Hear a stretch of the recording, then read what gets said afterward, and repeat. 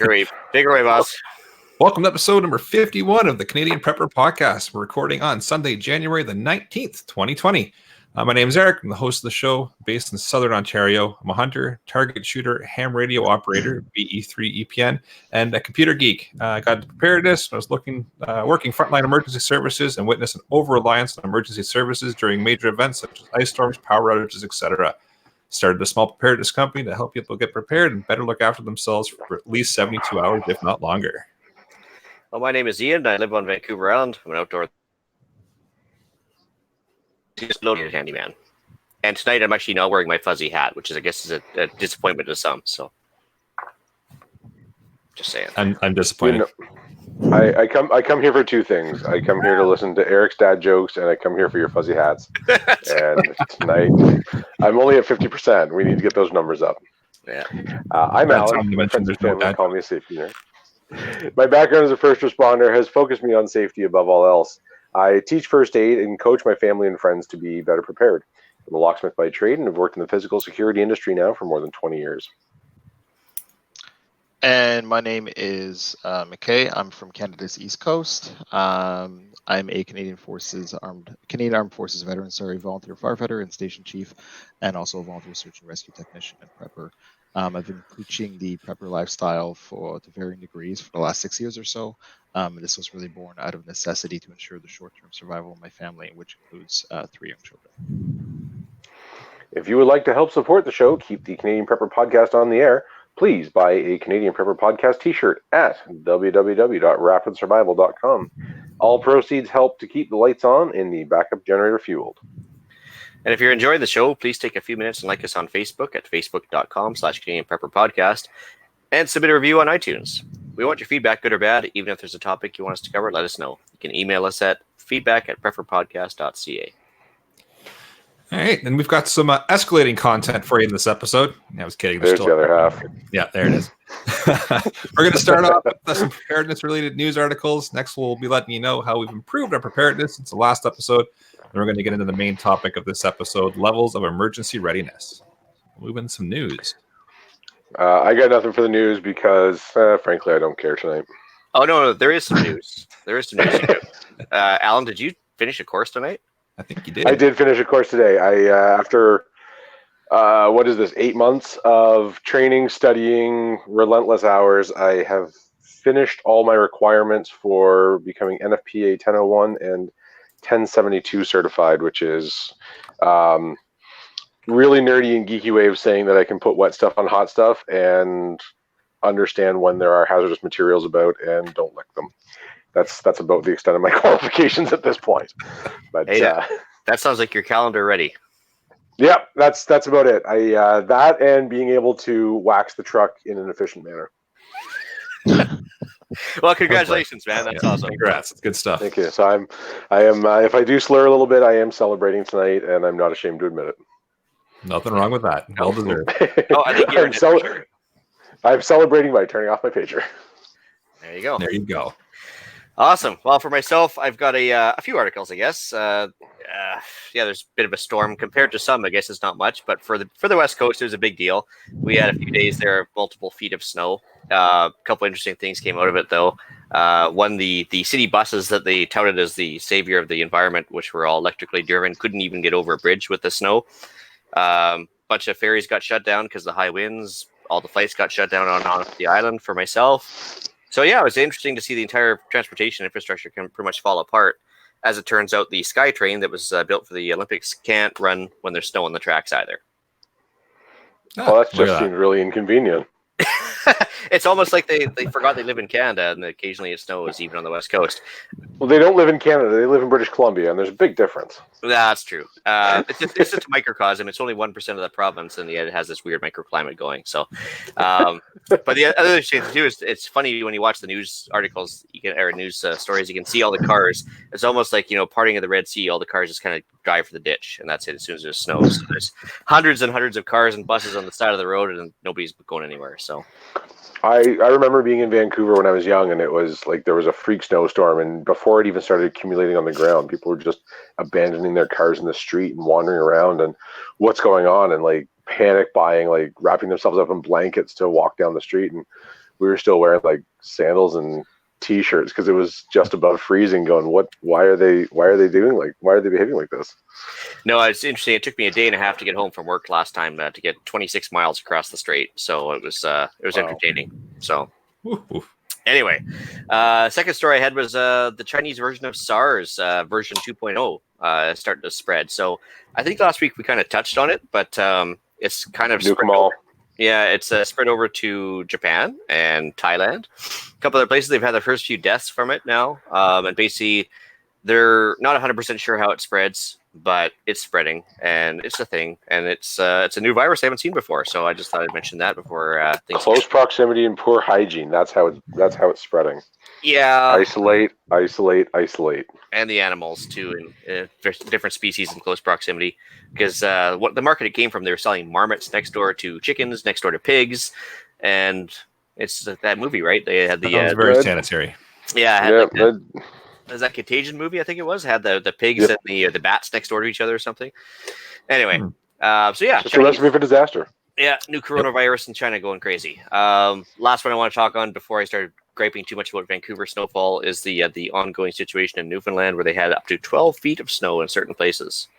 Yeah, that was insane. I saw that. It's just like when you have to shovel through your house to get out the door. That's just just asinine is what that is. Like it's one lady was opening her door and you could actually see the outline of the door in the snow, and she had a solid wall of snow in front of her door just to get out. But another interesting thing you can take away from it too is the fact that the first thing they're doing when the plows can actually push enough snow to make headway is hospitals is the first place they're driving routes to, and that's pretty much it. Maybe police access. That's about it. But the rest of the people are kind of out of luck for the next week or two, and there's only so much screech on that island before they're going to run out, right? So I mean, they gotta. True. Well, and that's one. That's a kind of a longer term problem. Realistically, is the food. The shorter term problem is that you don't have any airflow anymore, and so I mean, the safety nerd in me is terrified that you're going to see a ton of cases of CO poisoning. Yeah, no, quite easily, I think. Yeah. Because it's like there's just nowhere to dig. Like you're digging for days to open up your vents to be able to heat your house. People have to do something, right? So that's that to me is probably the highest priority problem. Yeah, I think one of my biggest concerns too is as a firefighter is being faced with something like that is our trucks are not going to get through. Some of us have ATVs, but when you're talking about that amount of snow, ATVs are not going to cut it. Snowmobiles, at least in this part of Canada, are not a big thing because we typically don't get that much snowfall, and oftentimes the snowfall is replaced by rain, so there's really no sense in having a snowmobile. If you live in like New Brunswick or Newfoundland, people have snowmobiles there, but really what it comes down to is that emergency services can't get to you, right? The good news is that you don't need to run your pumps; you just need a bunch of shovels. But so the typical Canadian preparedness, though, there was one lady who showed some pretty good agency with this snowstorm. So she's pregnant, she's going into labor, so she drove herself to the hospital on a skidoo, and before she gave birth, and in typical Newfie fashion, somebody else parked it for her in the parking and said, "Don't worry, we'll take care of it for you. we'll put this away for you." Yeah, so she walked into the hospital to give birth, and then somebody else parked her snowmobile, and so she's all good. But if she didn't have the snowmobile, she would have been doing a home birth, not by choice, right? Yeah. So good for her. I mean, she was certainly prepared enough for that. Not good. That's excellent. I really appreciate. Cheers! You can't see me raising my glass tonight, but cheers to the gentleman or the lady that parked that nice young lady's snowmobile for her. Yeah, well done. Good. That's pretty much all I had. All right, so I got a couple of articles here. Nothing in comparison to the snowfall in Newfoundland, but Southern Ontario did see the first significant snowfall of 2020. The last couple of weekends, if you listen to the last couple of episodes, I talk about the pending ice storms that were possibly coming through that turned into not a whole heck of a lot here. But we finally got a good significant amount of snowfall. So just the Weather Network did a little article, and they've got a bunch of photos. If you want to check out the amount of snow dumping we got here, you can do that. And it says it was awesome. Yeah. 8 inches of snow followed by an inch of rain. Yeah, it was a good time. Yeah, it took me like an hour and a half to dig out this morning. It was a good time. But hey, what do you do? And it says that there was reported over 250 collisions at the onset of the storm, and I'm sure they just continued from there because They Yeah, turn the no magnets on doubt. the ditches when it starts to snow, and all the cars just fly into it. Well, I mean, another- better in the ditches than into each other. True. Yep. Yeah, that's true. I got another article here. The city of Victoria, so in BC, is offering free emergency preparedness workshops. So there'll be a total of 6 workshops between January and March, and they are free to attend. So if you're in that area, why not go and check them out? And if you're not, book a flight. Yeah. That's right. Just don't do it during a snowstorm in Vancouver. No. Yeah, so And don't book on Swoop. That's right. We talked about this before the show, but I think I'll do the undercover boss thing. I'll just sit in the back, maybe with some glasses with a fake nose and eyebrows on it or something, That'd be great. just listen in. And you see the weird looking guy in the back with the fake mask or fake goggles on. That's just me. So just Don't forget the You'll be the opposite. You'll be the opposite of the gray man. That's right. I'll even wear the shirt. I'll be like, hey, oh, there you go. Yeah. how you doing? Yeah. Hey, look at that.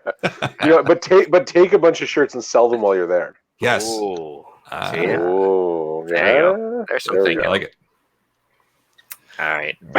I just noticed there on the notes there, Hugues. I didn't mean to steal your thunder, but I see you. No. I mean, I didn't have much to add, but yeah. So for us, in Eastern Canada, again, it was just a huge, significant snowfall event.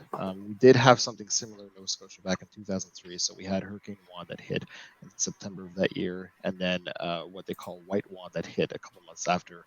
And we had a recorded snowfall. I just looked it up here of 95.5 centimeters and winds of 124 kilometers an hour. So just this can happen anywhere. I mean, it's not something that is going to happen often, but I recall when it happened here in Nova Scotia. I mean, we were out for 3 or 4 days, right? So if you didn't have enough fuel, I mean, the power was out, all the grocery stores were closed, like everything was shut down, right? Like the province went into a state of emergency. So I mean, if you don't have supplies to last you at least that first 72 hours, or understanding what's coming and preparing for longer, that's when a lot of people got into a lot of trouble, when they didn't have enough food, they didn't have enough heat, and all that kind of stuff. So, well, going back even a little further, I mean, there were ice storms in '98. That was my first exposure at people being unprepared for a major weather event, and people literally died heating their homes because it took too long in their mind. Well, they weren't prepared for having to wait for emergency services to come get them. So were those the ones where they were using like locomotives in smaller rural communities to kind of power the town? If I recall correctly, right? Okay. Yep, I did that, and I mean, I remember to this day seeing a guy standing on his car with a pickaxe, chipping a foot of ice off his windshield, and jeez, like there was just nowhere to go, because I mean, a foot of ice is not something you can just drive through. Like, the snow tires don't count in that kind of an environment. Try, but it just they were running locomotives in to try and power things, and I mean, there were some places that were 3 weeks without power just because they had to literally cut all the power lines down and replace them, and it was an absolute mess. And it was that was the first time that I saw the effects of not being prepared. And 2 days turned into 3 weeks really quickly. And that's my story. There you go. Well, with that, maybe we'll move into what we've done lately for our preps. So am I first? I think I am, right? Yeah. So I think what I've done is, after the holidays, obviously with 3 kids, the holidays were really busy. So I didn't really take a month and a half off in the end of November, beginning of December, but I was traveling a lot.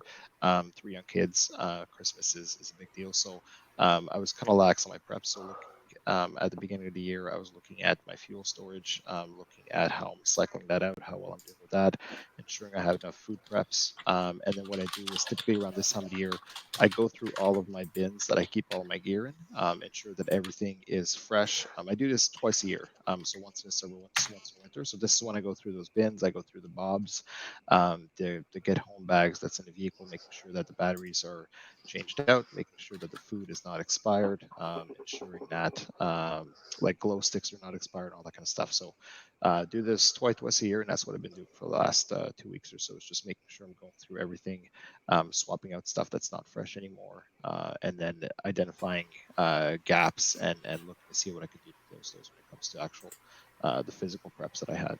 that's what I've been doing for the last 2 weeks. Oh, and I've recently got into distilling. So we were talking about it just before the show there, but so I've always made things like beer and cider and wine. And I recently got into distilling, and what I'm looking to do is kind of build a little bit of a stockpile, so to speak, because I can distill the stuff up to 95% ABV or 190 proof, and this stuff will literally keep forever. And then if I want to use it for personal consumption, I can cut it with distilled water, use it, or I can use it as fuel as well. It's really cheap to make, so that's what I've been up to. Yeah, I mean, because there's no need to be an overachiever or anything. Well, I was saying pre-show too, we're going to revisit the distilling hard alcohol thing because we kind of just briefly touched on it, but that's probably the most, I guess, useful skill to be gleaned out of that one when we talk about making our own hooch. So And it's the cheapest too. Yeah, we'll do a part 2. Hooch. He's not even making his own hooch. He's making his own antibiotics. Like, that's disinfectant quality there. Yeah. You can irrigate wounds with that. No, that's for sure. So for myself, I'm continuing to do the doctor thing. I met with a naturopath just to address a few things that my medical doctor doesn't seem too interested in addressing. There's a couple of little things in the blood tests that I want to get on top of before they turn into something more significant. So I've been doing that.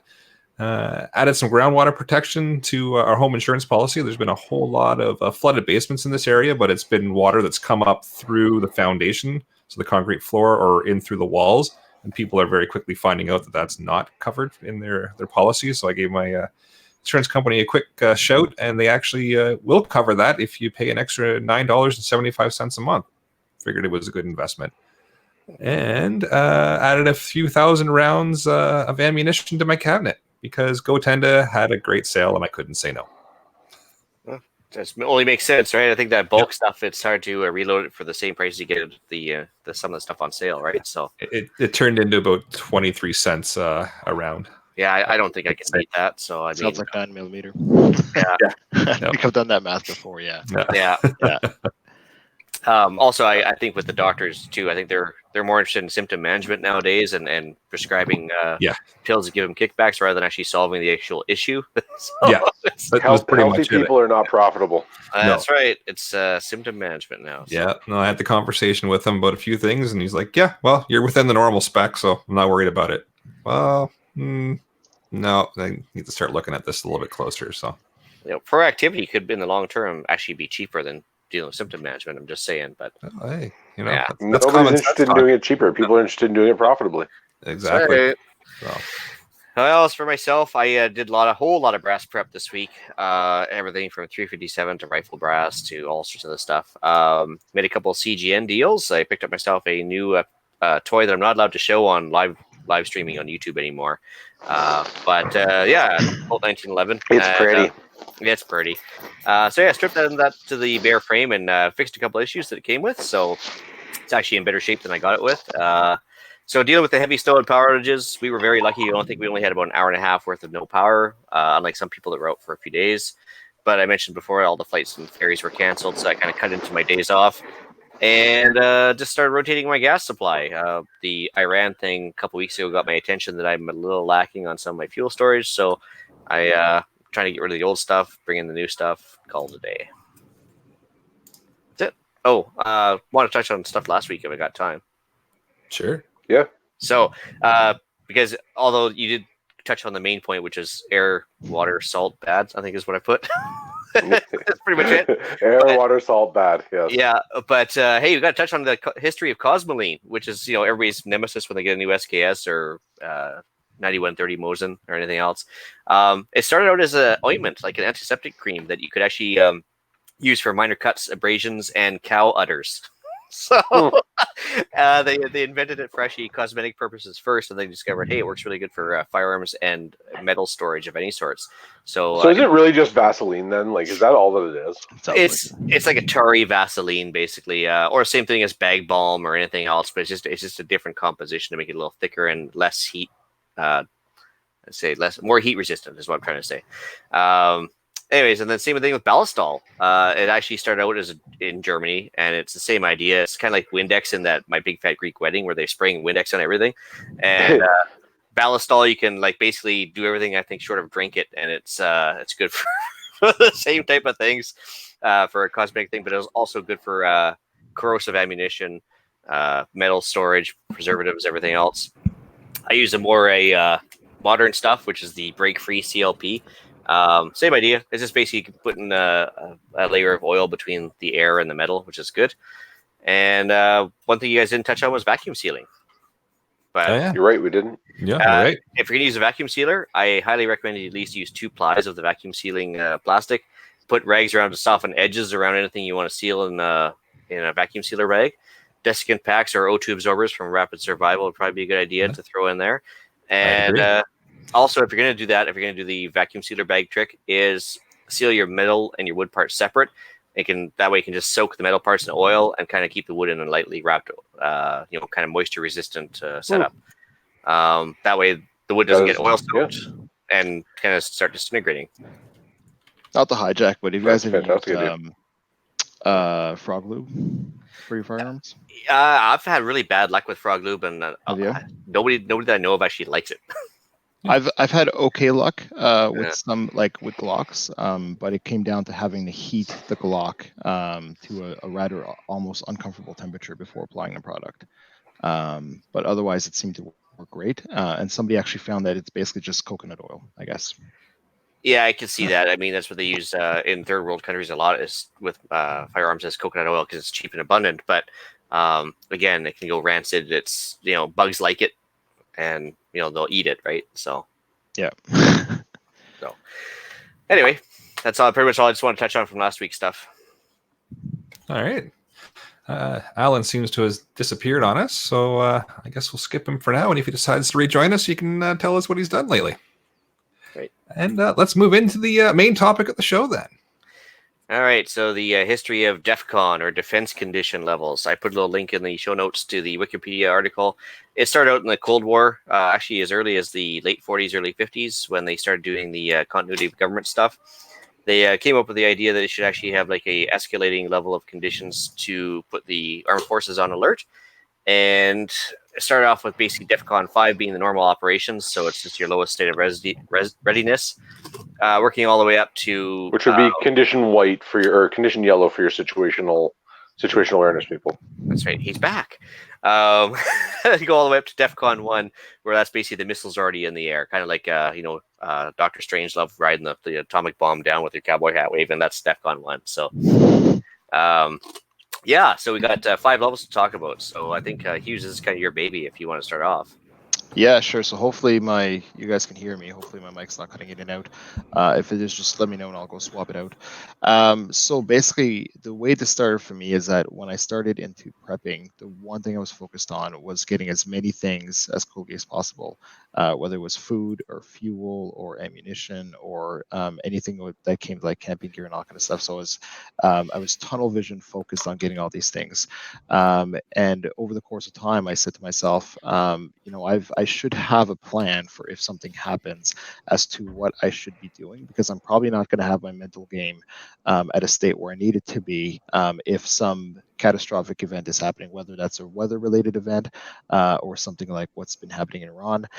So what I did was I looked at what the US did with the DEFCON, and I kind of modeled it and looked and said, okay, based on what might be happening around me, whether it's a weather event or geopolitical unrest and all that kind of stuff, what do I have to do to get ready? So what I did is I started off at level 5, being that this is a minimum state of readiness that I need in order to sustain myself for, let's say, 2 weeks. And that was kind of like where I started. And then I would build that out to 3 weeks and 4 weeks and so on. And then if I know that, like recently in September here in Nova Scotia, we had a hurricane that barreled down on us. So basically from there, I went from a DEFCON 5 to a DEFCON 3. And you can call it whatever you want, but it's just increasing your state of readiness from something that's situation is normal to something where there's a hurricane about to hit us. We could be out of power for 2 weeks. We could be fending for ourselves for food and medicine and first aid, all that kind of stuff for a certain amount of time. So what do I have to do above and beyond DEFCON 5 to be ready to sustain myself for 2 weeks. So that's kind of where it started. I don't know if you guys do something similar, or if you have something kind of like a written guideline of, based on what's happening around you, what level do I have to be, and am I there currently, I guess. Yeah, I like that setup. Yeah, no, it's a great setup. Actually, I was thinking about this is, like there's definitely things to do with each step as well. Like you're mentioning, like on level 5, the normal ops, it's just like we preach on the podcast here, is like, the world's not going to end tomorrow at this point in DEFCON 5. So, continue to slowly accrue your vital preps, like buy in bulk, when the sales come up, but not before. Yeah.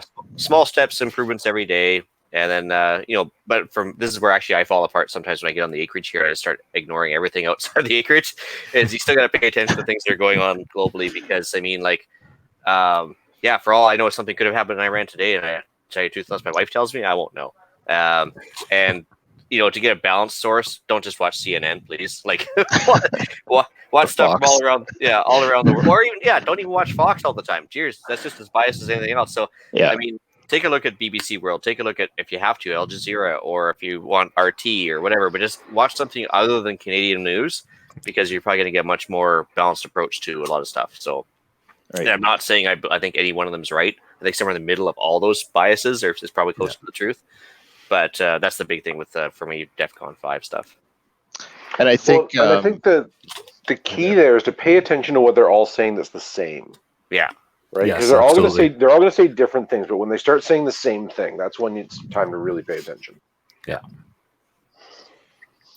Yeah, so well, you mentioned hopping up to already DEFCON 3. I think for me, like the other day when the Iran stuff was popping up, I guess, subconsciously I went to more of a DEFCON 4 situation where I was like, okay, what am I really lacking? And that's where that gas idea came up. It's like, I really need to rotate that gas. I got a few empty jerry cans, and one of the vehicles is sitting at half a tank, and I should probably go take care of all that.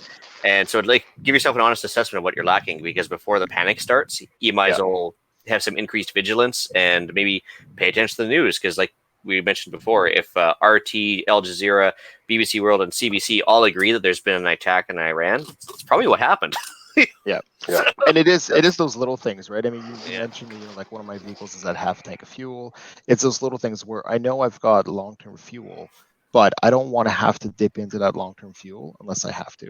So when something like the hurricane was kind of coming down, like my wife's van was probably at half a tank, my truck was 3/4 tank, the ATV was probably almost empty. So it's like, so I probably could use 150 to 200 liters of fuel to top up all the vehicles, to top up the small jerry cans that I have around the house without dipping into the long-term fuel, right? So these are little things that you kind of don't really pay attention to day to day, but understanding that there's an event that's happening, I could use those 200 liters of fuel before I dip into my long-term storage, right? That's one of the best examples, I guess, of going to like from DEFCON 5 to DEFCON 3, I guess.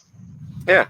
And then same thing, if I was going to amp it up a level to 3 for sure, I'd want to know where everything I need to take with me if I'm going to be leaving, where everything is, because there's nothing worse than trying to pack up the car in a rush and go, geez, where is that car jack that I want to take with me for my bug out kit? And, that's the time to start searching through the storage shed for all that stuff. If you have a mag, I mean, you should already be talking regularly, but maybe just agree with your mag as to situationally appropriate rally points or bug out locations. Like if it's you don't want to go downwind from a nuclear plant, you don't want to go towards Iran. So maybe start talking with your mag as what they think is the best idea. Maybe stay in place. I mean, it might be limit that. I mean, also at this point, if things are starting to get dicey, limit your family activities. There's no sense sending your kids off to a field trip, 500 miles away if there's a big snowstorm coming in, and or whatever. I mean, so consider the quarantine. Like I mentioned the SARS thing a little while ago. Maybe if the SARS got within 100 miles of your house, maybe start thinking about those things, right? One thing too that I've found was be really useful is if so I've got a 6x12 enclose that I would use in case I had to bug out of here, right? And the amount of time it takes me to get that ATV into the trailer, to get that hooked up to the truck, to get some bins into the trailer. Subconsciously, I think I could probably do that in 10 minutes, right? There's no way I could do that. I mean, it takes me probably 5 minutes to hook up the trailer to the truck. Then I have to pull it forward, open the doors, get the bike started, get the bike in there. I have to tie down the bike because if not, it's going to just destroy the trailer. So looking at how much time it takes me to do this when I'm not under stress is probably about 15 to 20 minutes, right? So if I have to bug out in 5 minutes, the trailer and the ATV and the bins are not even a consideration. I can't do it. So understanding that if it's a possibility that I may have to leave, getting the bike into the trailer, getting the bins into the trailer, they're all there and ready to go. And even it takes me less time to unhook the trailer than it does to hook it up. So if I put it on the hitch, it takes me 10 seconds to unhook it versus the amount of time it takes me to hook it because of the fact that I can't move the trailer. I have to literally position it perfectly in order to get that done. So it's just kind of thinking through those things, saying, if I've got to leave and I've got 5 minutes, am I able to take this enclosed trailer and load it up? No, I'm not going to be able to. That's some great points. It's kind of like what we've been saying throughout all the episodes of just knowing your equipment, knowing your limitations, knowing how to operate it, and how long it takes you to do things, and how basically just how things work, and having a realistic view on actually using them. Yeah. Well, I think that just boils down to the honest assessment, right? Like if you think, oh, it's gonna be fine, I'll have it done in 3 minutes, no problem. It's not realistic. Like, I mean, if you can't be honest with yourself, there's a problem, right? So, that's the time to do it rather than at DEFCON 2, for example. And at the same time, I'm thinking, like, if I had to put my wife and 3 kids into the car at the same time, they're going to come before the trailer. Right. And so if that's all I managed to get, then that's all I get. But at the same time, I would be wishing that I had that trailer full of fuel, full of food, full of water, have an ATV, which is a second vehicle essentially, right? And that the fact that the ATV can pull its own trailer where the truck can't go. So just kind of thinking through, these are the things that when I go from DEFCON 5 to 4 to 3, saying, you know what, I gotta load that trailer. I gotta hook it up to the truck. If I need to go somewhere without the trailer, it's 10 seconds to unhook it versus 5 minutes to hook it up, right? So. Yeah. So to find an example of DEFCON 2, actually the other day, one of the people on the Facebook page mentioned that she had a bit of an adventure when that nuclear alert went off. So she basically hit her own version of DEFCON 2, maybe even a 1. She basically started the vehicle, hopped in, and she wanted that first mover advantage. So she blasted down south, heading towards the U.S. border, which is good for her. But she also realized that she didn't have a spare tire and her passport and everything else, and she got a flat.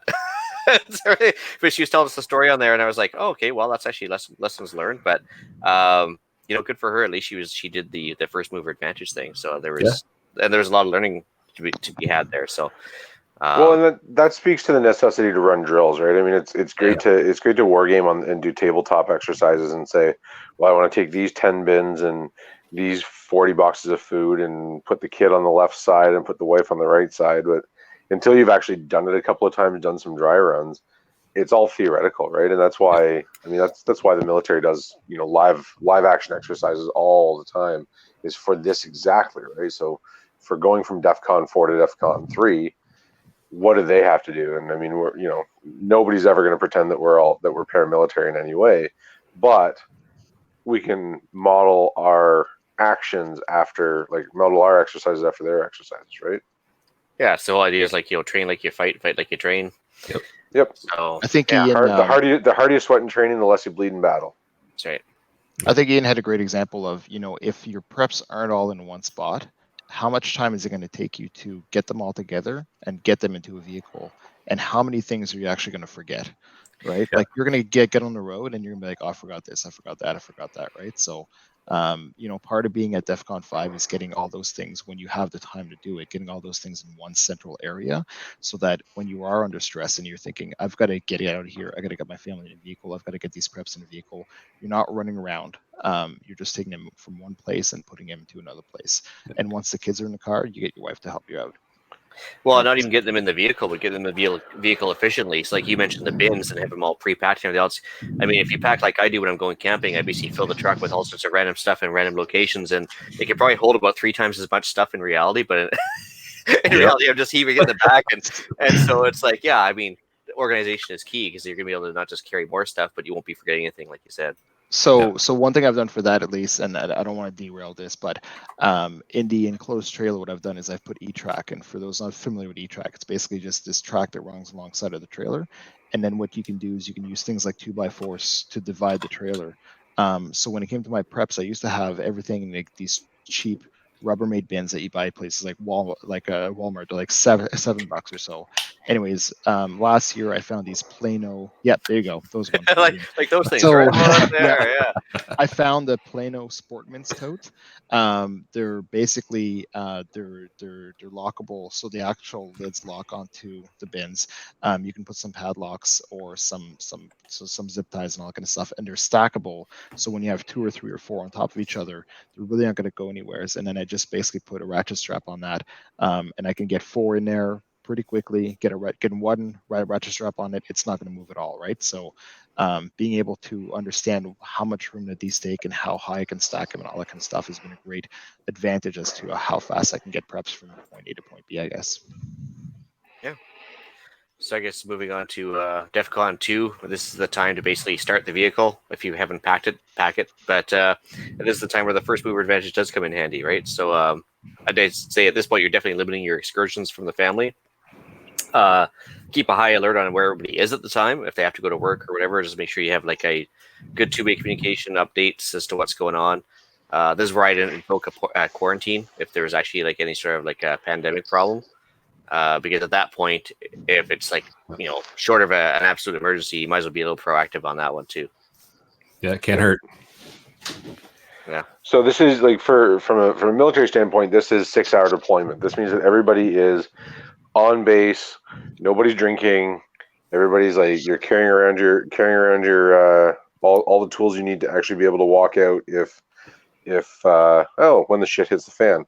And that puts us, again, we're not military, we're not a militia, we're not anything like that, but we can certainly be ready to do it. So that's when my passport goes in my pocket and not in my car, so that it's not in the safe, it's in my pocket, so that if I do decide that the border is my best option to get out of Dodge, I'm not getting halfway there and going, oh, because that's the worst. Because you're not talking your way through that if everybody's on high alert. So no, definitely not. That is also the time to be planning all of your routes to avoid major highways and heavily populated areas. One thing I wanted to mention as well is we talked a lot about bugging out, but one of the things about my lists that I have for the DEFCON is I have a DEFCON list for bugging in and one for bugging out. So obviously the bugging out one is, what do I have to take to get on the road? The bugging in is basically what do I have to do to the home above and beyond its normal state to get it ready to bug in and stay in the low location. Like, where do I place the vehicles within the property? Like, do I put one at the top of the driveway to block any vehicles from coming down my driveway? Just those types of things as to how can I better prepare the house other than its current state to be here for a long period of time, I guess. That makes sense.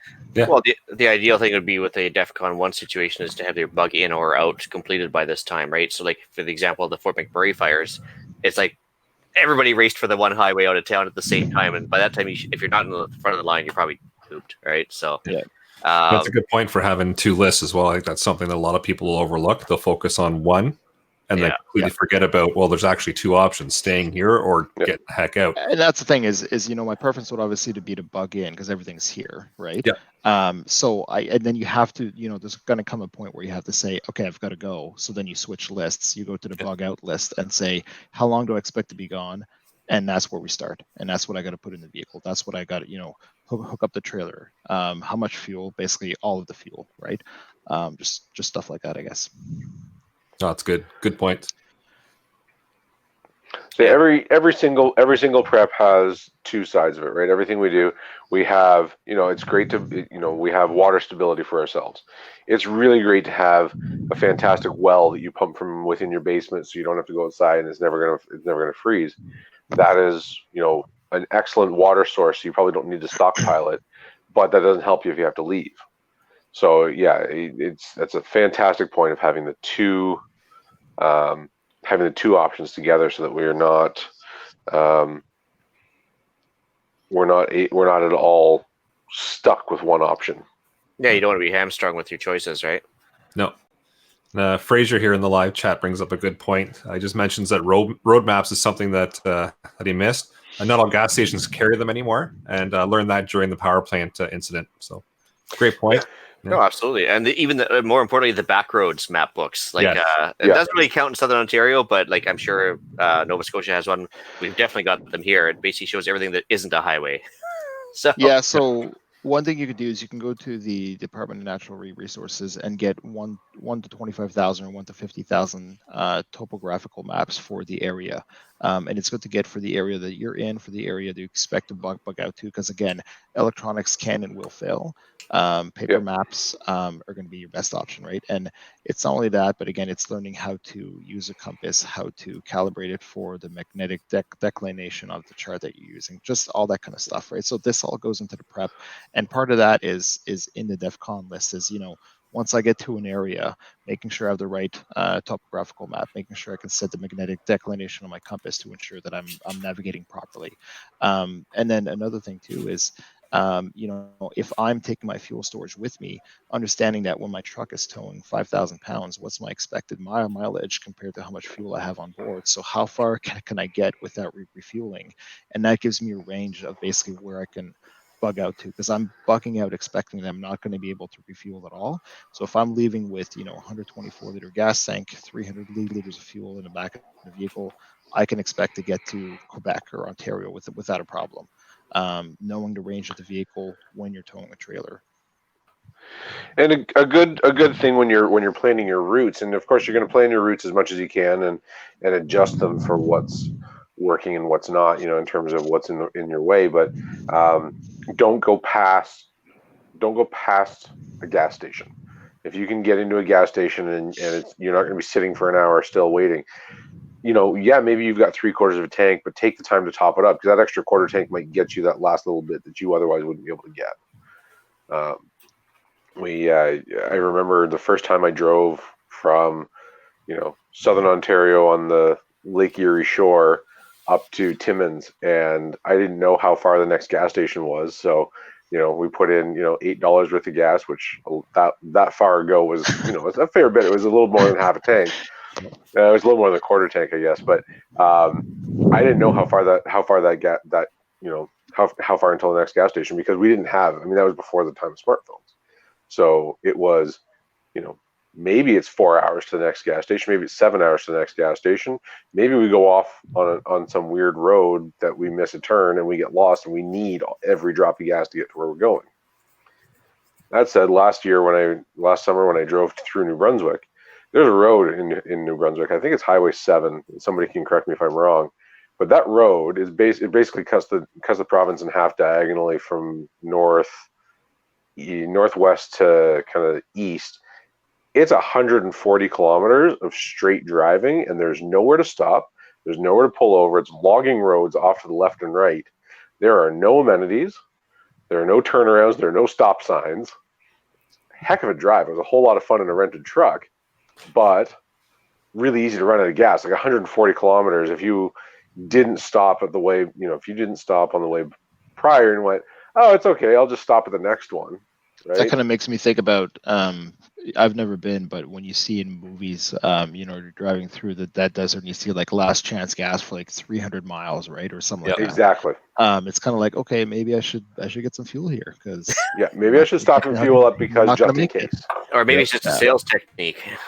Could be. Well, and that's why I think that's probably why people get into that mindset is, well, you said last chance gas, but so did the guy before you. So who's really the last chance? And then all of a sudden you're 300 miles down the road going, oh, dang it, maybe that was actually the last chance. One thing I was just going to mention, like one thing. So I've got a bug in list for DEFCON. I've got a bug out list for DEFCON. But one thing I don't have, and I'm sitting here thinking about, is once I arrive to my bug out location, I should probably have a similar list to the bug in one.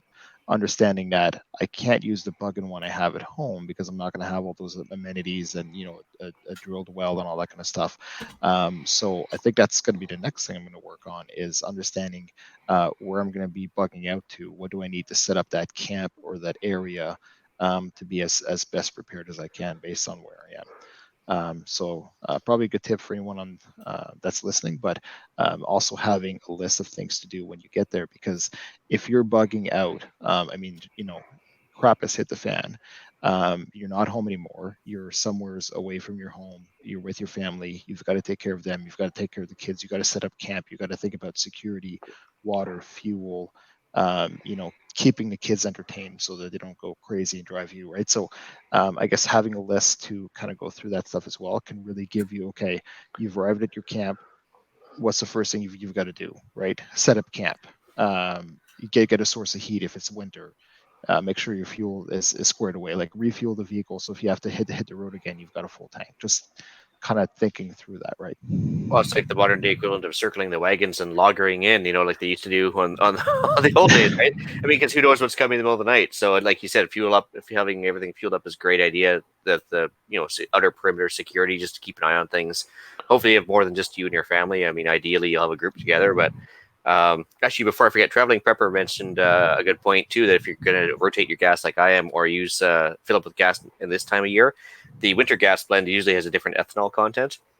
And usually not to the good, right? It's usually a little worse. So it might not last as long if you buy all your gas right now. So if you don't use stable, maybe rotate a little faster during winter. And if you can get the higher octane, so don't buy the regular, buy the super. Costs a little more now, but there's less ethanol in it. Yeah, good to know. I got to cop out with Fraser's question there when he says what firearm would be ideal for a situation like this. I'd say the one in your hand. All of them. All of them.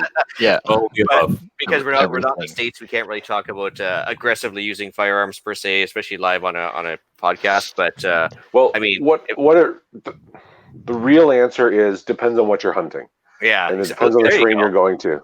But so if you're in dense forest, boreal forest, you want a shotgun. If you're out in the prairies, you want a rifle. Anything else, you want to abide by your local laws. But at the same time, I mean, I see firearms as being a barter item as well, right? So if it's something like, if I bug out with, let's say, 5 shotguns, do I need 5? Probably not. But if I can barter a shotgun for something that's worth a lot more, like food or fuel.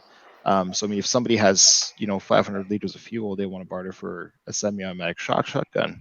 I'm all game, right?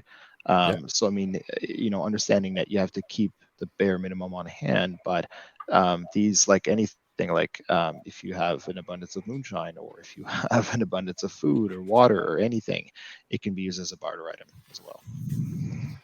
And Stephen, one of these days, we're going to convince Hugues to actually give us a tour of his cellar and see just how much moonshine he really has.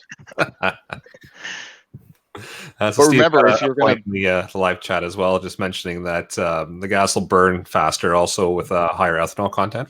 Yeah, you don't get as much fuel efficiency out of it for sure. But remember, if you're in Canada and you're bartering firearms, even in a crap hit the fan situation, make sure you check that they have a PAL. Or that you reasonably believe that they do, or you don't believe that they don't, is the wording, isn't it? Yeah. It says you have to reasonably assure that they have a PAL. Yeah, there you go. That's the correct wording. Yeah, so we're still under the rule of law. We are still this is not a martial law, every man for himself situation. Things are potentially going very bad, but it hasn't actually happened yet.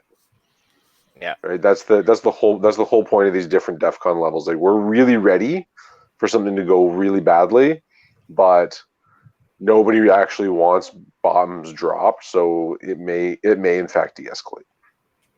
Yeah. And one thing to point out with that too is if you look at something like DEFCON 1 and you speak about like the rule of law and all that kind of stuff, you've got to think that, police officer, men and women that are protecting us, like firefighters and paramedics and all that kind of stuff, they all have families as well. So how many of them would stay at their post versus how many would defect their post to be with their family and take care of their family is something that is pretty interesting. And I don't think we've had the opportunity to really see here in Canada or the United States for that matter, right? I mean, if you look at places like, like Louisiana, when Katrina hit, basically the majority of the police department just left.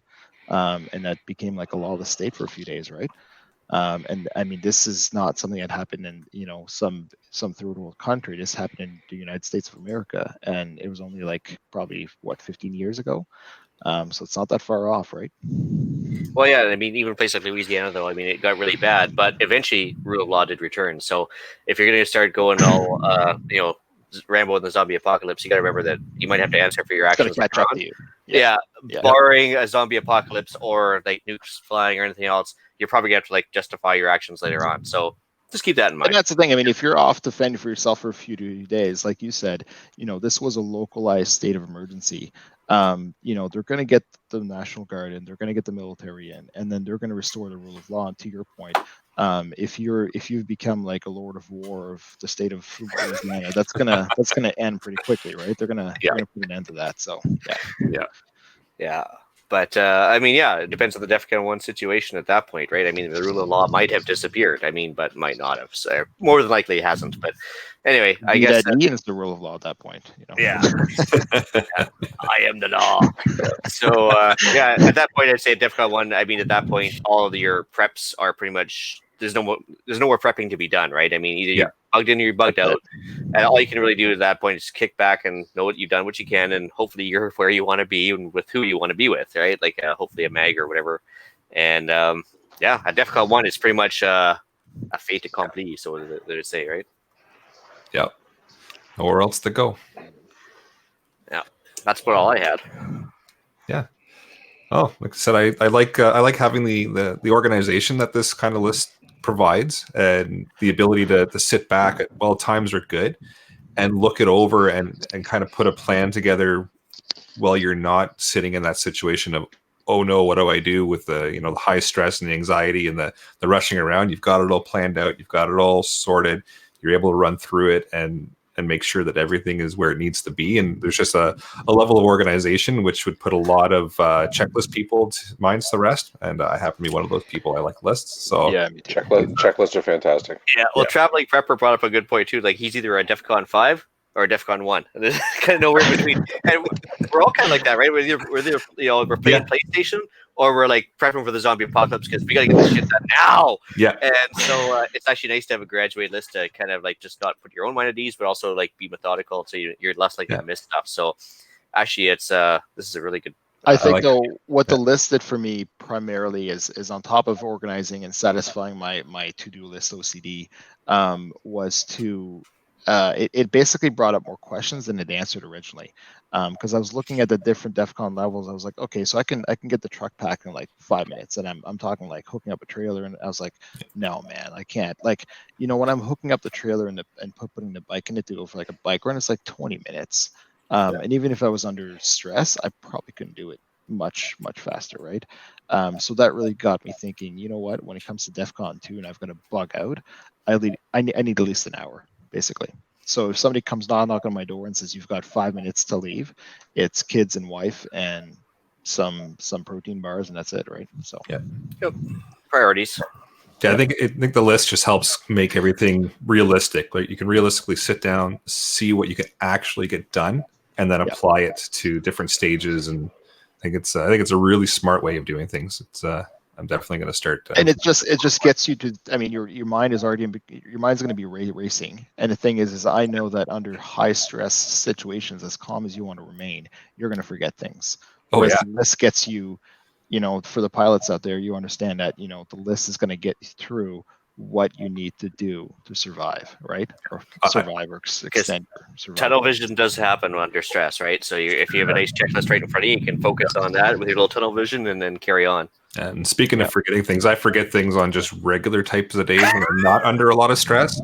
So once you get that whole adrenaline dump and the stress going, I'm forgetting a whole lot of stuff. So having that list, just a nice little fallback, little safety net for you, and just make sure that you stay on track and you do everything that you think you have to get done. And I found as well, like I first had it in Evernote. So I had it all nice in Evernote and all that kind of stuff. I'm like, well, what if my laptop breaks? What if my iPad's not working, right? So what I did at that point is I printed it. And I'm like, well, it's a piece of paper. What if it gets wet? So my wife, as a teacher, has a laminator. So I laminated it. So then at least I have a laminated copy that whether it gets wet or destroyed or, I've got a second copy too and all that kind of stuff. So it's just kind of thinking through those things of saying, what if it's an EMP? Well, your lists are all gone unless you have a paper copy, right? So that's a good point. Laminators are hard to find nowadays. I think you pretty much have to go to Staples to get stuff laminated too, eh? Amazon. I'll just buy a $30 laminator of Amazon, some pouches, and that's it. You're good to go. Nice. What does Amazon Oh, have? Yeah. Nothing. Amazon. There's nothing that Amazon Prepper's doesn't dream. have. Prepper's dream. I drove by one of their distribution centers the other day, just on an off topic here. It's massive. Was it the Brampton one? Or? Well, The one just outside of Georgetown. Okay. Massive. So in Milton. Couldn't believe it. I hadn't seen it before. But Well, anyway, they're building one in Edmonton now too. It's just massive. yeah, well, and you know that's everybody who may or may not be law enforcement should plug their ears at this moment. But that's really a good place to be near if the shit hits the fan. True. It's almost, it'd be like a continual Christmas. It's hey, what's in this little pallet? Oh, it's fuzzy Exactly. bunny keychains. Oh, okay. Well, we don't need those, but Nope. next one might be But that We're- can also we're apply past- to like attend a store or FOC or Yeah. what am I going to do with like 50,000 Colt 1911 holsters in one box? I mean, it's like, oh, Huh? barter. Yeah, exactly. But I mean, you know, they're in either Canadian Tire, like a Home Depot, would be a great place to be near if we are getting to a point where we no longer have the rule of law to be. But the problem is that you and Confined everybody else with. has thought of that stuff. So I mean, there's going to be the average completely unprepared people, and they're going to go, "I'm going to Walmart," and they're going to do some high speed shopping through the front window, and yeah, there's going to be crowds there, and then of course you run into like fighting over that last big screen TV during the riots, and that causes more problems than it solves. I think half the time, depending on when you get But there. I'm bigger and meaner and more precise in what I'm doing. So So I'm and see, building. because all of us here have already been through like going to Walmart for preps and all that kind of stuff. We're going to be at the liquor store when when it hits the fan. It's not up there, right? That's right. It's a good point. Had my eye on that 50-year-old scotch for a while. Yeah. No, because I mean, hopefully you've got everything else. You're not in a mass panic. Maybe I suppose if you went there after the crowds had left Canadian Tire and looted everything of value, you could go pick up the canning jars that they left behind and stuff like that. Because it would actually help, right? absolutely, That's true. Well, shall we move into the podcast challenge? Yeah, I think so. we should. All right. So for this week, we've got make a list of what would trigger your conditions to change. So, for example, outbreak within 100 miles, etc. Come out with prearranged rally points and triggers for leaving. And then, if you do make a DEFCON list, maybe send it in to us, and we can get it out for everybody else to hear, and we can discuss it. Or let us know if it's okay to publish it. Yeah, that too. Yeah, definitely. That's We're always happy to critique and give feedback privately. Yeah, absolutely. But we also love to share the content as well because it helps everybody else out. Yep. And you can send that into feedback at prepperpodcast.ca. All right, let's move into some upcoming events. All right. So for myself, I got the 10th annual Podcaster Charity Shoot hosted by Slamfire Radio, which is July 4th, 2020 in Balmoral, New Brunswick. That's the Restigouche Gun Club. Camping is available in a nearby town called Dalhousie. And there'll be a steel pistol bay, trap, and skeet shooting, yes, and just as well as some fun shoots as well. Stop the Bleed course is available from Gavin at Ragnarok Tactical and Canadian Patriot Podcast. And still working on the charity, but pay attention. They do have a Facebook page that's under the 10th Annual Podcaster Charity Shoot. Easy to find, and any announcements for the charity and stuff will be coming up on there, I think, within a couple weeks. So awesome. So I've got the annual Preppers Meet. So it is the second week of July in Desborough, Ontario. So it's always a good time. I've made it out there for the last couple of meets. There's always a nice large group of people, all willing to share their knowledge and experience with others. Lots of good instructors as well, who put on some good seminars and some good lectures and a lot of good hands-on learning. It's a good long weekend of camping as well. So camping's available. Throw a tent up and then hang out by the campfire and spend the day learning lots of things from lots of people. That's really cool. I hope to get out this year. That's I wanted to go last year, but the timing didn't work out. I'm really hoping to get out to that this year. Yeah, it's a good go. yeah, I saw actually Shay put up something today. He was making a wiki up, like a giant TP type of thing. And so in the middle of the snowstorm there, it was weathering like multiple dumps of snow on it and everything else. So he's already playing around on Camp X as we speak. So Perfect. Cool. And then before even that, the next kind of big prepper event is Emergency Preparedness Week, which is coming up May 3rd to 9th. That's always super nerdy, super geeky, and we will have lots and lots of great information on the the episode beginning and ending that week. Cool. And that's all. That's all I got. The next one, we didn't have a name next to that. Am I reading that one too? Go for it. Sure. On September 11th to 13th is TACCOM Canada 2020. The Canadian Pro Gun Podcasters Network will be in attendance.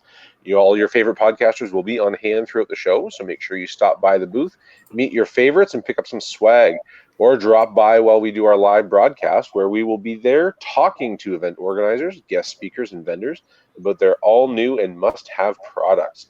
You can see details on the show at TACCOM Canada. That's with 2 C's and then Canada.com.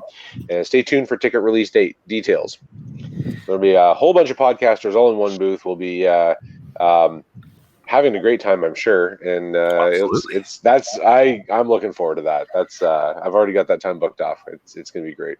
So it depends on who you're listening to. We have the guys from Gunning Around with Sean and John, Slamfire Radio, New Shooter Canada, Straight Shooter Podcast, Silver Core Podcast, which is out west here, us, of course, Canadian Patriot Podcast, and the Fog Life Buys from Newfoundland, which is about their third episode right now. So there's going to be a fair amount of podcasters there. So if you listen to any of those, you might see somebody you know. And you should probably listen to all of those. Probably should, yeah. And we've got a link on the website at prepperpodcast.ca. If you use that link to buy your tickets, we get a little bit of a kickback. So we'd appreciate it if you use the link there, and then you can help fund the show a little bit. Oh, I forgot to forward that link to the other guys. Oops. It's not till July. It's all good. Yeah.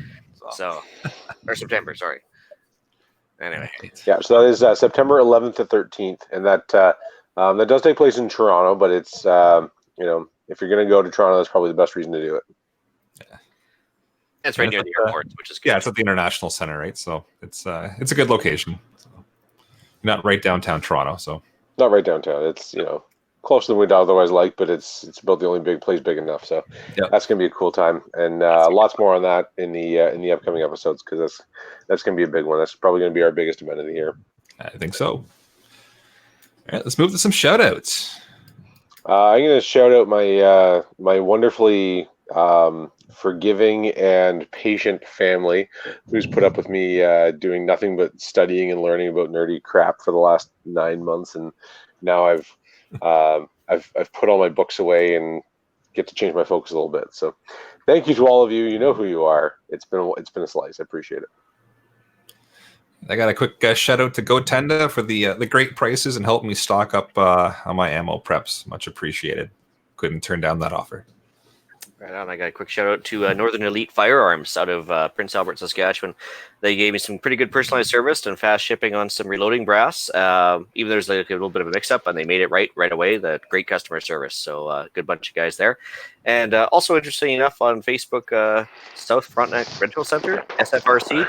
Anyways, they've been doing a really good job at engaging their customer base. If you like their Facebook page right now, you get entered into a draw for regular goodies, everything from quads to guns to tools. So you might want to head over to SFRC's Facebook page and just like them on there. Might work out for you. SFRC's awesome. Good people. Oh. Moving some email and iTunes reviews. All right. So I got, regarding the nuclear alert that just happened, we got a message from Lionel on Facebook. So from Lionel, it says, "Well, I can't confirm independently. I've heard reports that there was, in fact, an incident that achieved the threshold of an alert release. The issue was quickly remedied. However, the alert was already sent out, such as the official statement was, and it was walked back, so to speak, in order to calm public fears. How accurate this is, I don't know, and whether an official investigation will reveal anything more than the official statement remains to be seen. You may recall there's an accidental dump of radioactive water from there a few years back, and the public wasn't made aware until 3 days later. So a situation like this is plausible. If it was human error and it was caught early on, then why did it take 40 minutes to get a retraction via Twitter and 2 hours for the EMS on our phones? A controlled narrative may explain this. In any event, I was joking with some friends on Instagram that 40 minutes, man, half the Ontario preppers were halfway to their bug out places, and 25% of those guys won't return because the radio is silenced or they don't believe the government anymore. So, I thought that's pretty good. It's probably pretty accurate too. So most people are upset, and rightfully so. I feel that people now are missing perhaps the most important lesson. What if it was true? So this event did catch me a little off guard, and I was concerned by my instincts when they told me that it was a false alarm. That said, I did wake up my wife and showed her the text. We decided to hold and evaluate, and I headed up to gas up both of our vehicles. Not a bad plan. By the time I got home, the Twitter statement came out. As a moderate prepper, I was disappointed that I wasn't as ready to initiate as I thought. That's where that DEFCON comes in. We have to remember that Chernobyl exploded within an hour of its failed training exercise, and radioactive debris released over large areas within a short period. And that's from Lionel. But interestingly enough, too, with Chernobyl, they also spent days saying everything's cool. Don't worry, guys. Yeah, nothing to see here. Don't worry about it. So, but that's typical Soviet propaganda. They didn't want to admit defeat at that point, so they just they did a huge disservice to everybody just by playing down the effects for way too long.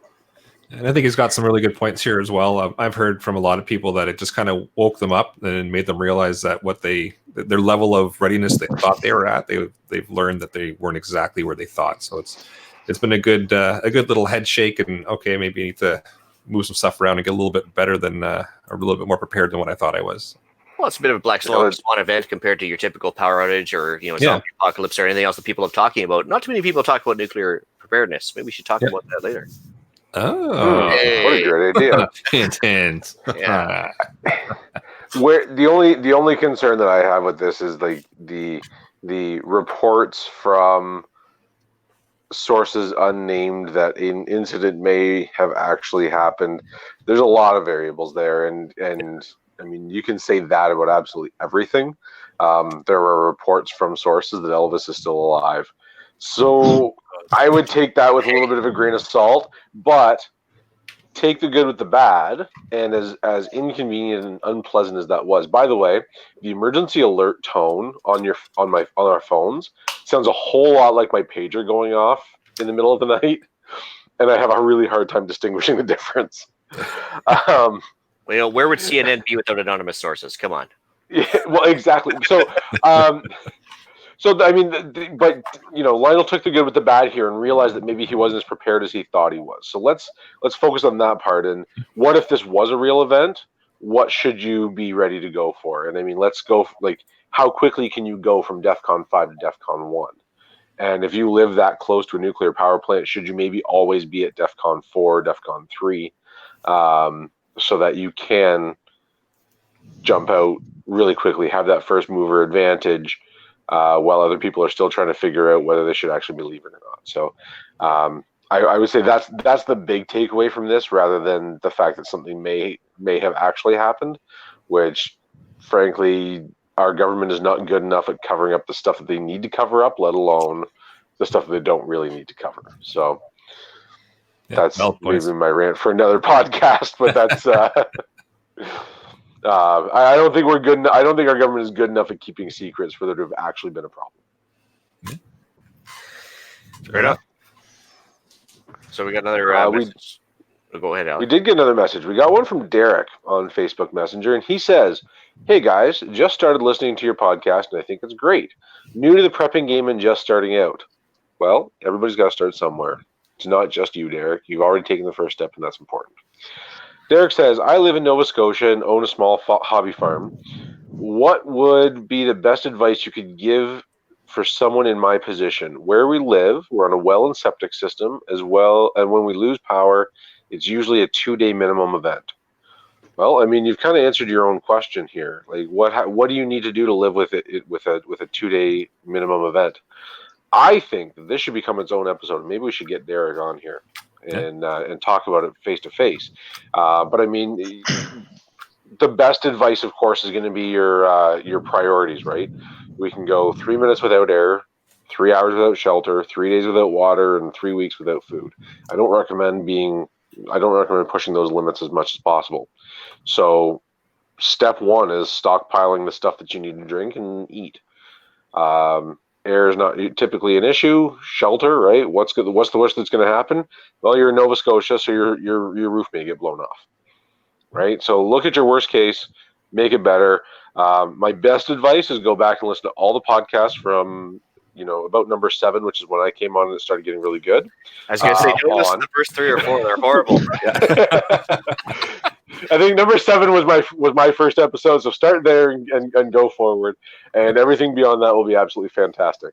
But no, go back and listen to all of them, and especially with this list, right? That DEFCON 5 to 1, like, what do you need If you lose power for 2 days, and that's an average, then triple it, right? 6 days. Like start with a week. Be prepared to be on your own for a week, and then how quickly can you get up to that level, and then move on from there. So that would be I think my realistic advice for that. I just want to mention, I mean, I'm in Nova Scotia as well, and I'm on well and septic. And the worst that's happened to me in the last 10 years of living here is losing power for any amount of time. So knowing that, I mean, if you get yourself a generator, at least one that can do 240, that you can power your panel. If you can power your panel, you can power your pump. You've got water, you've got electricity, you can probably have heat. You're covering a lot of the basics there with having a generator and enough fuel on hand. Once you have a generator and enough fuel to cover yourself for, let's say, a week, then it's time to buy a second generator, because the prepper rule is that 2 is 1 and 1 is none, right? And that these devices are going to fail you. So as long as you have those basics covered, you should be good. And again, like Alan mentioned, you've taken the right step. You're thinking about preparedness. But to me, honestly, a generator is something that you're probably going to want, especially understanding that the worst that's really happened here is losing power, right? Up until now. Yeah, that's exactly what I was thinking when I saw him mention the fact that they're on a well system. Absolutely. That's the first thing I jumped to as well, was find some way to power that pump and then go from there. Well, generators don't have to run continuously either. You can just run it for a couple hours as required to like top up your freezers, run your water pump, fill up the tubs and stuff. But even generators have issues. For example, this is the battery off my generator that currently has died. So it's down to hand crank only. So the starter system is gone. But hey, maintenance is important too. Eric made a good point there that, you don't, like, I never run my generators overnight. One, because I don't want to drag the attention. 2, I don't need. So basically with the well, you typically have a pressure pump, or a pressure tank, I'm sorry. So once I fill that, I've got enough for probably 30 or 40 liters of water without having to get the well pump to kick back in again, right?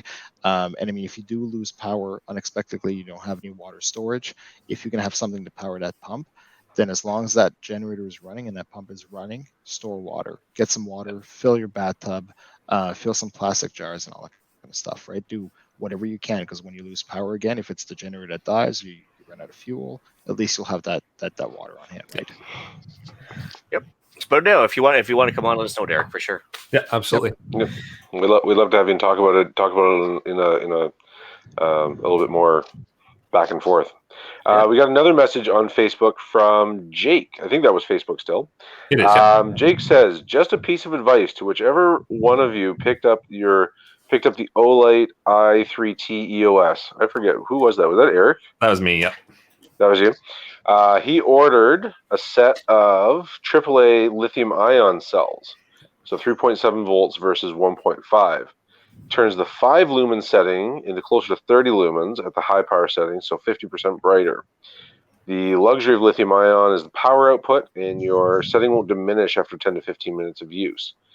So make it comparable to some newer 2 AA lights, so you're getting a fair bit more power in a smaller package. $30 for 5 batteries and a charger off Amazon.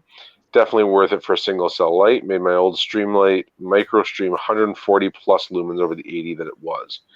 So of course the flip side of that is that if you are putting more power than it was designed to take, then you're going to burn out your element faster, and you got to balance that. So maybe short term, not a bad idea. Longer term, I would be suspect as to whether it's going to be beneficial. Yeah, I'm going to order it. Let's give it a whirl. Yeah, I mean, worst case, you got to buy another one, and it's an excuse to go out and get a new toy. Exactly. And so I'll hop on Amazon and try that out. And this episode brought to you by Amazon, apparently, and not their warehouse locations, just for the record. Yeah. Well, we finally changed it up from this episode brought to you from Canadian Tire. So that's right. Well, we're moving up. We got to share the love somehow. Yeah, it's true. So I've got an email here that came in to the feedback address at feedback@prepperpodcast.ca. It's from Middle of West. It says, hey guys, greetings from a lady fan in the U.S. Recently discovered your podcast and I'm loving it. So much so, in fact, I felt inspired to share my prepper journey. So August 2nd, 2014 began like any other Saturday, but quickly took on a whole new significance when I received a call from family in Northwest Ohio, hours away from where I was living. Prior to that morning, preparedness wasn't something many people were talking about in our circle. And if they were, it was always with a hearty dose of judgment. Thanks, Doomsday Preppers. Yeah. Hey, I love Doomsday Preppers. It's great. I absolutely love that. It's a great show. Yeah. While we didn't share in that cynicism, we also hadn't embraced the importance of being prepared. Yes, we had a generator. Yes, we had tools in the garden, but that's pretty much where it stopped. In hindsight, our preparedness and priorities were way off. We had toys, but no plans. Welcome to the DEFCON episode. So, when my phone rang that Saturday, my relatives informed me that they had issued a water warning due to an algae bloom on Lake Erie. You can read more about it here and here. I'll make sure the links stick in along with the show notes if you want to check it out. We've been through a boil water advisory and warnings in the past, but this one was different.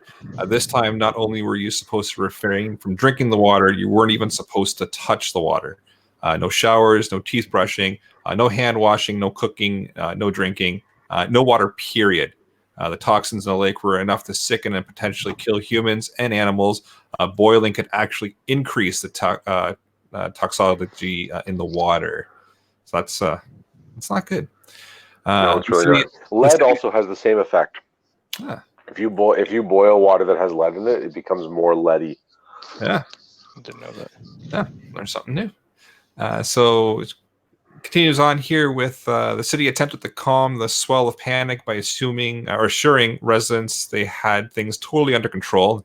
They didn't. And we're working on setting up water distribution sites, but chaos broke out almost immediately. My family headed out to purchase water within an hour of the news hitting that morning, and ended up having to drive over an hour away to find a store where water hadn't already been sold out. By late that afternoon, we had friends driving as far as 3 hours away to find water supplies and or rent a hotel room where they could wait it out with access to safe water. There were reports of people trying to sell water bottles they had stockpiled for $20 plus a bottle. There were lines everywhere for everything: groceries, gas. Stores were easily ransacked. Fights broke out in water distribution sites. First responders were overwhelmed with calls and chaos, forcing them to go into triage mode. From hundreds of miles away, watching this unfold through social media and through calls with relatives was what I could only describe as a sense of total helplessness. There was nothing I could do to help my loved ones from afar. That was a feeling of something I never want to experience again. It was also a major wake-up call for all of us. Once you've had a front row seat to civil breakdown in a crisis, consider yourself woke. The water crisis removed any hypotheticals or idealistic notions we may have had what a crisis might look like. It wasn't neat and it wasn't tidy. Things went from a normal morning to bad in the blink of an eye. We were just talking about a relatively small pocket of people in one little dot on the map. It's hard to imagine something like this scale to a national or global level. Our communities and governments. This is why we worry about our food security. Absolutely. So our communities and governments may be adept at planning for scenarios on paper, but crisis in practice was a different beast and a true test revelation. As the saying goes, they may have a heart of gold, but so does a hard-boiled egg. I've never heard that before today, and I love it. Me either. I like it. What I learned through that experience convinced me that it was time to take prepping and planning into my own hands and continue working to help those around do the same. Whether that's a girls' night out at the range or Costco gift cards and prepper gifts for Christmas, every baby step forward makes feel like a step in the right direction. Having said all this, I want to thank you guys for helping educate people in a way that makes preparedness feel accessible and empowering, rather than fatalistic and hysterical. Not only is your approach helping break down the doomsday stereotype, the conversations you're leading have the power to help others embrace the reality that prepping our families and homes for the worst is ultimately one of the best ways we can love and care for each other. P.S. would love to hear stories from other listeners about what sparked their prepper journeys. If the opportunity ever arises, keep up the great work in the meantime, and I'll keep up the listening. And then PPS, hoard water, then go back to the store and hoard some more water. Well, you're not wrong on that point. And yeah, I mean, thank you so much for taking the time to share this. This is like a phenomenal story, and just an absolutely perfect, illustration of what happens when there's a minor interruption in a major system. Now think about a major interruption in a major system, and that's what can really go wrong. Just for the record, we are all doomsday stereotype people. We're just better at hiding it than most. We take off. There's not one of us that doesn't kind of want there to be a zombie apocalypse just to see what's going on, what really happens. But again, thank you for the kind words. Like this is, this is why we do what we do. We're certainly not in this for the money. We're certainly not in this for the fame. At least I'm not. I don't know about Ian, but being able to share stories and spark an actual conversation about making somebody's life safer is what we all care about. So absolutely awesome. Keep listening. Keep sending us what you're doing. We love to hear it. I'm also hoping that when my teenage girls get through their teenage years and become humans again, they'll actually start watching the show and maybe get prepared. So, there you go. and if you're watching, girls, I love you. But they're not. Don't worry. They're not. I guarantee it. Yeah. And if they are, you're wrong. If we did a live stream to Instagram, they might be watching. Yes. Yeah. But yeah, I appreciate that email and the story. It definitely helps put some things in perspective, and it's always nice to get some feedback from people and know that people are listening, and we're starting to get stories, and people are starting to share things with us to get out to the listeners. So it's encouraging for everybody on the panel to see that people are listening and they're willing to share their scenarios and their stories and what they've gone through, and people are starting to kind of ask for some help and ask for some assistance. And that's kind of the main reason why this whole podcast was started up, was to help everybody else out. So appreciate it. And if anybody else has a story or has some information or wants to share some information in regards to how they got started into this prepper world, please send it in to feedback at prepperpodcast.ca, and we'll make sure to get it out, and maybe it'll help somebody else. So with that, I'll bring episode number 51 of the Canadian Prepper Podcast to an end. You can find the podcast on iTunes, Podbean, Spotify, or your favorite podcast app. Please help us out. Take a few minutes, submit a review. It helps other people find us. You can also find us at prepperpodcast.ca and Facebook. We do record these shows live on Facebook and YouTube. If you want an early peek at the shows, please subscribe to the YouTube channel, Canadian Prepper Podcast, and click on the notifications tab. That gives you an alert when we are going live. We can also be found on our Facebook page, the Canadian Prepper Podcast. If you want to reach me directly, you can do so on Instagram at PPSWO. And for myself, I can be reached at hfxprepper@gmail.com, and I've got my own YouTube channel as well. Just search HFX Prepper. All right, you can reach Ian directly by emailing me at theislandretreat@gmail.com. You can also find me occasionally on Canadian Patriot Podcast, also available on iTunes and YouTube. There you can find us discussing more government waste, squirreling off on the firearms-related banter, which seems to be what we're focusing on lately with the latest legislation, and exposing the daily loss of freedoms we're facing. All right. Please check out Rapid Survival at rapidsurvival.com. You can get me there on the live chat. Just added Facebook Messenger capabilities to it. So you can get me there. And you can also email me at feedback@prepperpodcast.ca. So thanks for joining us, and tune in for our next episode. We're going to be discussing nuclear accident preparedness. It's almost like we had a little bit of a hint earlier in the show about that. Yeah. It's pronounced nuclear. Yeah, nuclear. Sure. Yeah. So until next time, be prepared, stay safe, and keep learning.